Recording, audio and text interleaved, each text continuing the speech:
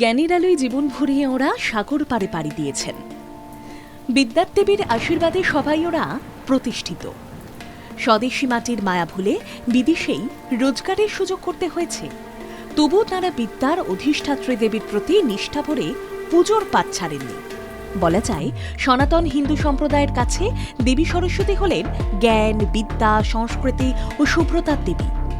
দেবীর সৌম্য অবয়ব, শুভ্র বসন, হংস সম্বলিত পুস্তককে সামনে রেখেই পুজো পাঠ করা হয়। অনন্তকাল ধরে শিক্ষাকে শীর্ষে রাখা হয়েছে। কথায় বলে, স্বদেশে পূজ্যতে রাজা, বিদ্যান সর্বত্র পূজ্যতে। তাই বিদ্যালাভের মাধ্যমে যেসব অনাবাসী বাঙালিরা আমেরিকায় রয়েছেন, তারাও করজোড়ে দেবীর কাছে প্রার্থনা করেন।